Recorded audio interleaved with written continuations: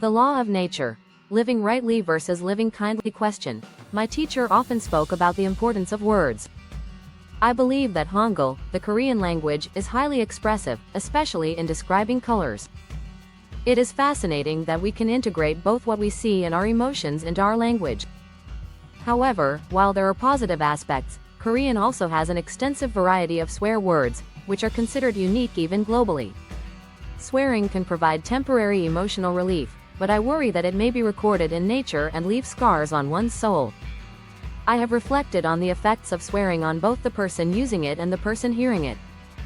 Are there alternative ways to express emotions without resorting to swearing? Answer. When we hear swear words, do we feel good or bad? Obviously, we feel bad. Then, do we hear swear words because we did something wrong, or do they reach us even when we have done nothing wrong? The answer is clear. When we hear swear words, it means we have done something to deserve them. If someone curses at me, it is because I have done something to warrant it. If I had done nothing wrong, no swear words would reach me. When we hear even a small amount of swearing, we should take it as an opportunity to reflect on ourselves and correct our shortcomings. However, most people, instead of focusing on self-improvement, react by resenting the person who cursed them. If we fail to make corrections, the level of swearing we receive will gradually increase. This is precise and inevitable. If someone curses at us, it means we are not living our lives properly. Life is different for everyone, depending on the level of growth and responsibility they have achieved. If we live in a way that does not align with our level of personal development, we will inevitably receive criticism. Why? Because we are at a loss. If we have reached a certain level but act in a way that is beneath it, we are losing out. When we face loss, and our actions do not match the growth we have achieved, we receive swearing and criticism accordingly. The type of words we hear in life reflects our level of personal development. If we hear unpleasant words, it is undeniable that we are living incorrectly. Even if we cannot change immediately, we should at least recognize this and take steps towards self-improvement.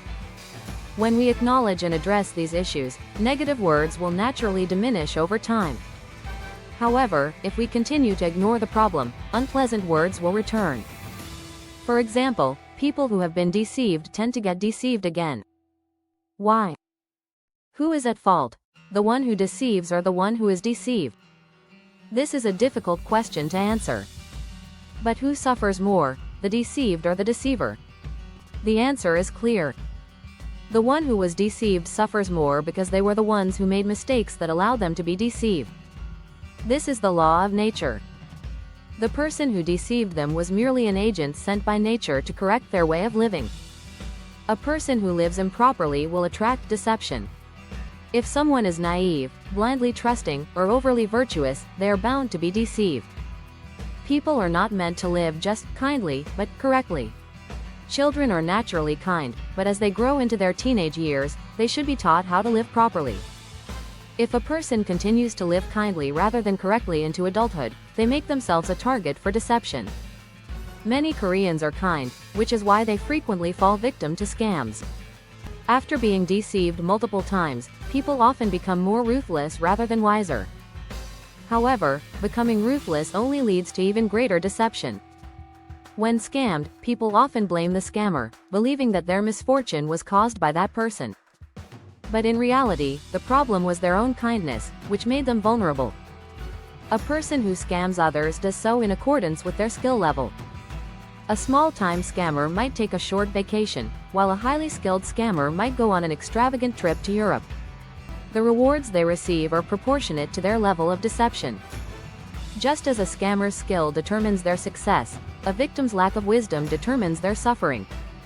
People must understand the difference between living correctly and merely living kindly. We must live correctly, not just kindly. In the past, we were taught that if we live kindly, heaven will help us. That is true, but how does heaven help? By sending scammers to correct our ways. We must now learn the laws of discernment and live correctly. Many people mistakenly believe that yielding to others is a virtue. However, one should not simply yield but rather use their given strengths wisely. This is the law of nature. We must receive proper leadership training to guide ourselves and others effectively. Returning to the main point, people who deserve to be cursed at will inevitably hear curses. Instead of avoiding or rejecting them, we should accept them as a wake-up call and reflect on our own actions. Harsh words are not spoken randomly. They accumulate over time and are delivered to us by those closest to us. They serve as a warning, wake up. We should accept this feedback with gratitude and work on self-improvement. If we do so, such situations will gradually disappear. If we suffer, it is because we have made mistakes.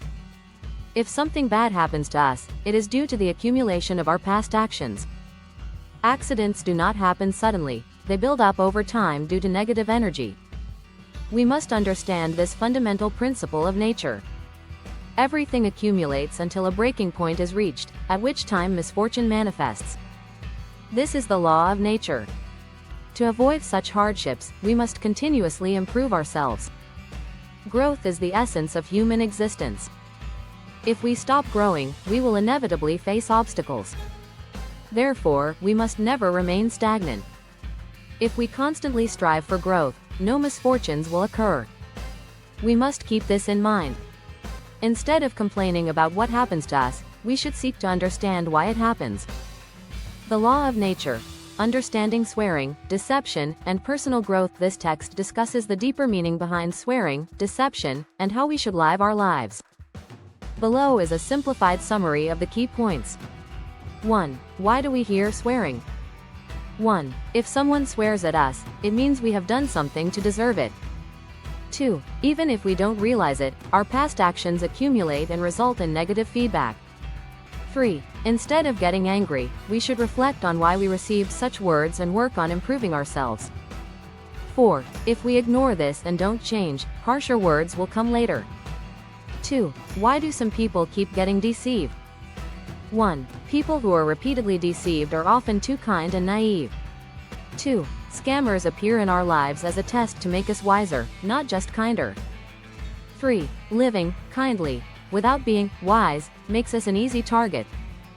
4. Instead of becoming ruthless after being deceived, we should focus on learning and living correctly. 3. The difference between living kindly and living correctly. 1. Many people believe kindness is the key to a good life, but it is more important to live correctly. 2. Kindness alone can make people vulnerable to scams and deception. 3. Living correctly means making wise decisions, being aware of our surroundings, and protecting ourselves from harm. 4. The law of accumulation. How our actions shape our future. 1. Negative energy accumulates over time and eventually leads to bad outcomes. 2. Misfortunes and hardships are not random, they result from past mistakes. 3. Instead of blaming others, we should seek to understand our role in what happens to us. 5. How to avoid hardships and misfortune. 1. Keep improving yourself, growth prevents suffering. 2. If we stop growing, we will inevitably face challenges. 3. Complaining about our problems doesn't help, we must find the cause and fix it. Final message. 1. Instead of reacting emotionally to criticism or deception, use it as a tool for self-improvement. 2. If something bad happens, don't see it as unfair, see it as a lesson from nature. 3. Always strive to grow and live correctly, and life will naturally become better. I wrote the story based on the above article. Life lessons story, a reason to live rightly. You really have no luck. Chonsep had been deceived by his friends once again. This was the third time. The first time, he fell victim to an investment scam. The second time, he co-signed a loan to help an acquaintance, only to end up in massive debt. This time, his trusted business partner ran off with the money. Why does this keep happening to me? I've always tried to live a good life. Chonsep sighed as he looked up at the sky. Just then, an old man approached him. Young man, why do you look so troubled? Chonsep shared his story with the elderly man. The old man listened quietly and then spoke. You have a kind heart and want to help others, but you see the world too naively. Living kindly and living rightly are two different things. Chonsep didn't understand the old man's words. He had always been taught to be kind, to help others, and to believe that kindness was a virtue. But was that the wrong approach? What's wrong with being kind? I never hurt anyone. I only tried to help. The old man smiled and sat under a tree. Drawing a line in the dirt with his cane, he continued. Everyone has a certain weight to their life. You must live in accordance with your weight, but you have been too trusting and too willing to give in. That is why swindlers are drawn to you, but I just wanted to be a good person. I helped others, trusted them, and accepted losses when necessary. The old man nodded. That intention is not wrong. However, a person who is only kind is easily taken advantage of in this world. There are many who seek to exploit good-hearted people. Living rightly means helping others while also knowing how to protect yourself. Chonsip fell into deep thought. He reflected on the old man's words and recalled his past experiences. The people who had deceived him were always friendly at first, gaining his trust before betraying him. He had been kind, but naive, and had failed to see the world clearly. A few days later, Chonsip decided to start a new business. But this time, instead of blindly trusting people, he carefully evaluated them and ensured all contracts were handled properly. He resolved to be an honest yet realistic person. As time passed, his business flourished. He remained kind but was no longer easily deceived. His friends, noticing his growth, were surprised and asked, "Chonsip, you've really changed. You used to be so naive, and we worried about you, but now you seem much stronger." Chonsip smiled and replied, "Being kind is important, but I've realized that living rightly is even more important." Just as the old man had said, the world was not kind to those who were only good-hearted. But now, Chonsip had learned how to live rightly, and as a result, misfortunes no longer repeated themselves. That night, he looked up at the sky and whispered, "Thank you, grandfather. Thanks to you, I've learned how to live properly." With a more mature smile, he continued walking forward on his path.